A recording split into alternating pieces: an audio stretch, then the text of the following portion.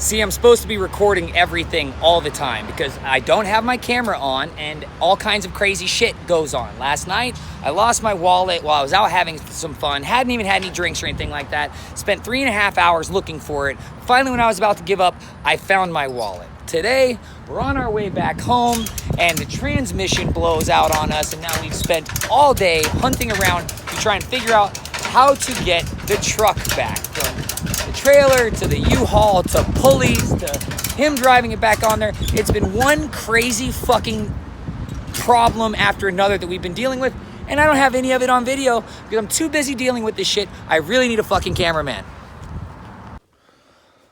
All right, so I'm back. I'm home. That cost me way more money than it was supposed to and was not near as much fun as it was supposed to. Although I reconnected with a friend that I really needed to, and if I would have been in contact with this friend a while ago, it would have made my life better, and even he's saying that. So I also got a bad haircut while I was down there. I can't stand when somebody lines me up like this shit, especially when somebody's as bad as this guy, to where he took like a 1/4 inch off of my hairline with a razor and stuff. And I don't like these cut lines. Like, I don't. I like my natural hairline pretty much the way it is. Maybe go ahead and round out the base of the back or something of the neck, but in general, I can't stand this shit. He didn't know what I wanted, or he was not very good at it. But it's short enough to where it doesn't matter that much. I'll wear a hat, and I was wearing a hat anyway. So done complaining about that, because it's all drama, baby. Right now, I'm getting prepared to go out and buy stuff to sell. And I have to do that because I've spent way too much money and I don't have enough money coming in. And I am going to be auctioning off fire agate really soon, or selling fire agate really soon. Almost everything out of that box is going to go up for sale if nobody buys it. And in a response to one of the gentlemen who doesn't think the box is worth it, or that the market's not there, it's cool that you think that, but you probably don't have much real interaction with people that do understand fire agate, or are the people that are creating the market. For instance, there is a gentleman on eBay that only pretty much sells nice cut stones, and his stones sell for $500, $600, $700 for a couple of carats, as long as the color is premium, and they sell pretty regularly on eBay. So eBay is not the top of the market by any means. You know, a jewelry store of some sort is the top of the market by any means. eBay is just above the bottom of the market. You know, a desperate person and rock shows tend to be the bottom of the market, and eBay can be even lower than that sometimes, usually right about the same price, but the quality is not as good. The stuff you're going to pick in person is going to be better than what somebody's going to send you on eBay. Typically, when you're talking about getting stuff at a cheap price and you're not paying a premium for the really good stuff. So the box is way undervalued. It's way undervalued. It's not even close to how undervalued that box is for what you can get out of it. So I'm not worried about that too much. I know that when I start windowing those stones and when I start selling them singly, that there was a lot of those stones I showed you guys are $50 stones. I mean, they're not little stones, they're large stones. So in the rough, it's at least a $50 stone. There's a lot of money in that box. I'll leave that one alone, because there are other people that watch my channel and deal with, I didn't realize I had that backlighting behind me, and deal with other fire agate sellers, and they understand. Like, they know this box is worth it. It's the highest grade, largest box I've ever put out, that's for sure. Anyways, moving right along. Today, I need to work on the bus. See, I'm supposed to go out and get some stuff to sell, and we were thinking about putting a trailer on the back of my wife's truck. That's going to be $150 just to put the hitch on the back of her truck, minimum, probably more than that. That's what she says it is, which I would probably add another $100 or something like that if we go to a U-Haul or something and they add a hitch to her truck, and then we rent a U-Haul trailer. That was going to be like another $150, $200 round trip to rent that. Then, since me and my boy Clyde used that U-Haul yesterday to tow his truck back, I was thinking about using that. That would have been at least $300 round trip for the whole thing. And Clyde wasn't really comfortable with that, and we'd spent so much time gone, he wanted to spend time with his family. So I threw that idea out of the water. So now I'm back at, instead of spending all that money on that, Really, the only thing stopping me from using this is moving a bunch of crap that's in it out of the way, and also it could use a $100 oil change, probably more like a $150 oil change. It could also use, it has to have some wires redone on it, and I'll show you that.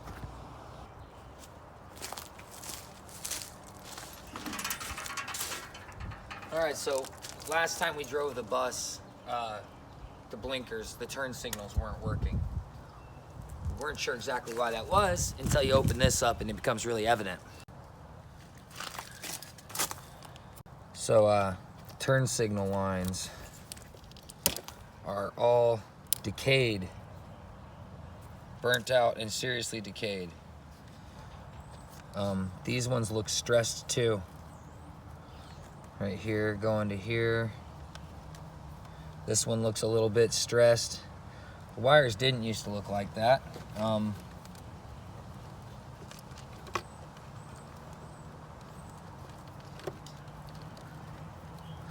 So I need to replace all of these if I plan on getting anything running, and not just replace them.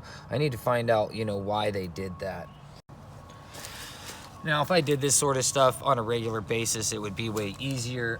I did mark stuff back then, but all of the markings have worn off. Like whatever I used, it didn't work. Like there's nothing on them anymore. None of the markings are there. So I'm going to have to trace everything. Typically not fun in a situation like this. Now I am flying blind. The only thing that I pretty much know, or I'm really sure of, is that all of these lines have to do with the turn signals and the tail lights and the exterior lights on the RV itself, the bus RV.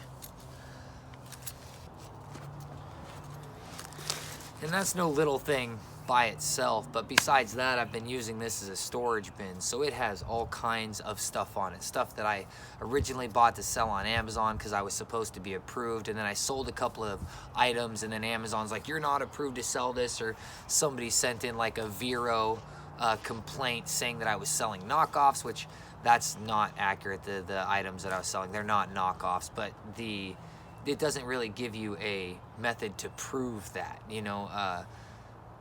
it says about contacting the people that made the claim, but I'm not even sure if they would respond. It's not like a big company or anything, so I'm not sure what to do about it. I've just pretty much ignored it and didn't sell the rest of them on Amazon Marketplace. I figured I could sell them somewhere. They sell every now and then on eBay, but not very often.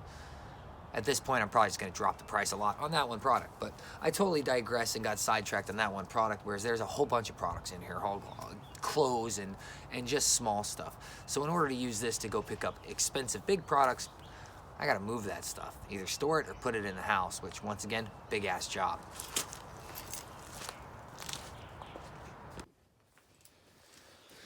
Well, it's like 10 a.m. right now, it's like 9 a.m. right now, and we're not supposed to leave until sometime tonight. She is the one driving, obviously, as I don't have a license. She doesn't even know that I'm planning on trying to get the bus working, and this is another one of I should have been working on this for the last 4 days instead of going down and trying to have some fun and help a friend out with his show, because that just ended up being a waste of time and costing me a whole bunch of money, a ton of money. So, yeah, shouldn't have done that. I mean, what I'm asking of myself is not impossible. It's just another one of those really difficult feats. And I made it really extra difficult on myself by losing my wallet, and then also by my buddy's truck breaking down and everything we had to do yesterday, because I was wearing the wrong shoes for that trip, and I forgot my other pair of shoes I was planning on bringing, and I ended up getting horrible shin splints. I walked miles and miles, and I lost my wallet trying to find it. And then yesterday we had to walk a couple of miles to the U-Haul place, and just all the other, regular walking that you do, to where my shins are killing me right now. I'm dying. So I'm not sure how I'm going to make this work, but I'm going to, right after I wrap my shins for about an hour in some heat. All right, so apparently O'Reilly's probably has the best deal on little electronic connectors and shit like that. So I got the stuff to fix the bus. Thanks to Clyde. Hey, what's up, everybody?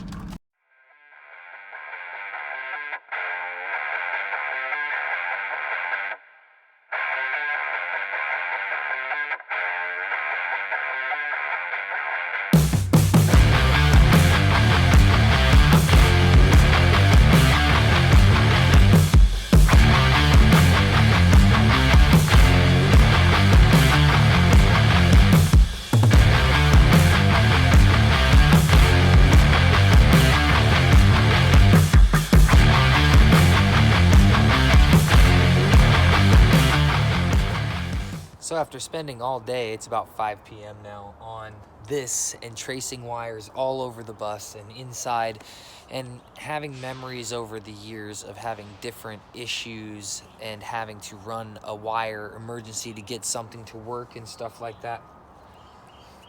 This is not going to happen today. And I'm not taking this bus to go and get any products tomorrow, I don't think. I think I have to run new wires. And this is a headache at the moment. Yeah, I think I have to run all new wires and just do this when I gut the bus. And I just need to get on getting the bus empty and gutting the bus. That's what I think. I'm rather disappointed, but I've spent a lot of time on this, and I feel like I can't stress on this anymore because I'm not going to accomplish the goal I want to anyways. It's really upsetting.